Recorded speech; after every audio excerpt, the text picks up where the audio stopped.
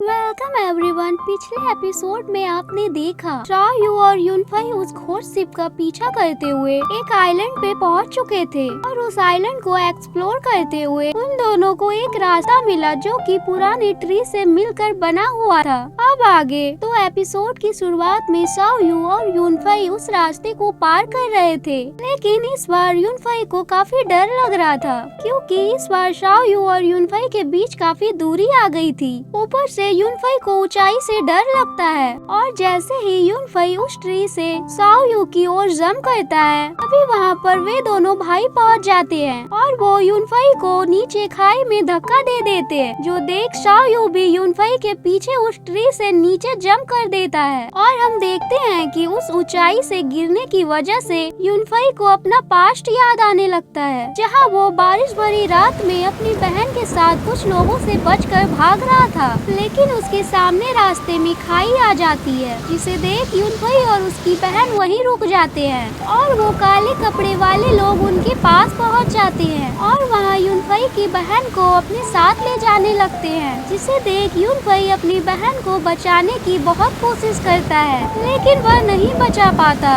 और जाते वक्त उन लोगों का एक साथी यूनफई को खाई में नीचे फेंक देता है और अब सीन प्रेजेंट में शिफ्ट हो जाता है, जहाँ पर शाओ यू ने यूनफई को उस खाई में गिरने से बचा लिया था और वो यूनफई से कहता है, यूनफई तुम मेरे हाथ को कस के पकड़े रहना। लेकिन यूनफई तो अपने पास्ट से बहुत ही डिप्रेस हो गया था। तभी यूनफई शाओ यू से कहता है, मुझे तुम छोड़ क्यों नहीं देते? मैं तुम्हारी कोई भी हेल्प नहीं कर सकता। मैं एक कमजोर और बेसहारा हूँ, जिसकी वजह से हर कोई मुसीबत में पड़ जाता है। जो सुन शाओ यू कहता है, पागल मत बनो, हम यहाँ से जरूर बच जाएंगे और अगर हमें मरना ही होगा तो हम साथ में मरेंगे। तभी वहाँ दूसरी ओर वो दोनों भाई इस बार बहुत खुश हो रहे थे और इसी खुशी में शाओ यू और यूनफई से कहता है, क्या तुम लोग को पता है उस घोर शिप का असली खजाना क्या है? तभी शाओ का छोटा भाई कहता है, बिग ब्रदर आपने कभी इस खजाने के बारे में नहीं बताया। तभी शाओ बताता है कि उस घोर शिप पर कोई खजाना नहीं बल्कि एक एंशियंट बुक है जो कि दुनिया का सबसे कीमती खजाना है। अब यह सुन यूनफई को समझ आ जाता है कि ये लोग उसी गोल्डन बुक की बात कर रहे हैं जिसे हमने पिछले एपिसोड में देखा था और अब ये दोनों भाई शाओ यू और यूनफई को खाई में गिराने के लिए उन पर अटैक करने लगते हैं और इससे पहले कि वो इन दोनों को खाई में गिरा देते पर तभी वहाँ पर डेविल ट्विन सिस्टर पहुँच जाती है और अपने नाइफ से शाओ के भाइयों को वहीं मार देती है, जो देख शाओ गुस्से में चिल्लाने लगता है, आखिर तुम दोनों यहाँ पर कैसे पहुँची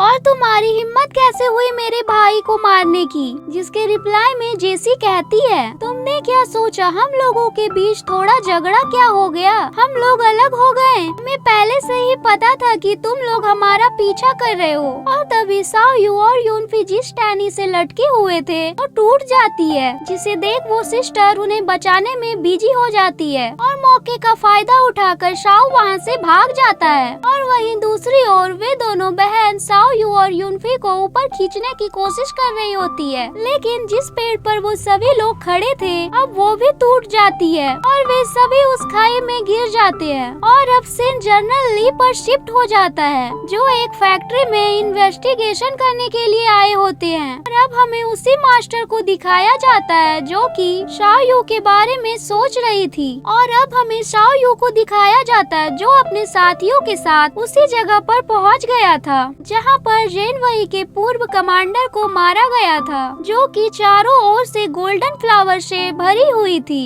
और तभी डायू उन फ्लावर्स के बीच में जाने लगती है, लेकिन शाओ यू उसको आगे बढ़ने से रोक लेता है और यूनफई उन सभी को बताता है कि हमें पता नहीं कि आगे क्या है और ऊपर से ये फ्लावर्स भी बहुत अजीब लग रहे हैं। और यहाँ पर यूनफई इन सभी के बारे में बता ही रहा था कि तभी वहाँ पर वो खोज शिप पहुँच जाती है और देखते ही देखते वो घाटी उन फायर बटरफ्लाई से भर जाती है, जिससे यूनफई को अब समझ में आ जाता है कि वो बटरफ्लाई इसी आइलैंड से बिलोंग करती है। और वो जेसी और डायू से कहता है कि जब तक ये बटरफ्लाई इस आइलैंड पर घूम रही हैं, तुम जाकर उस घोर शिप से उस गोल्डन बुक को ले आओ। अब वो दोनों बहन उस बुक को लेने के लिए जाने लगती है कि तभी बीच में शाओ आ जाता है और उन दोनों बहनों को धक्का देकर पीछे गिरा देता है और उन सभी से पागलों की तरह कहने लगता है कि वो गोल्डन बुक मेरी है। इसलिए अब यहाँ पर शाओ यू और शाओ के बीच एक जबरदस्त फाइट स्टार्ट हो जाती है और इस बार शाओ बिल्कुल पागलों की तरह फाइट कर रहा था, मानो जैसे आज शाओ यू और उसके साथियों को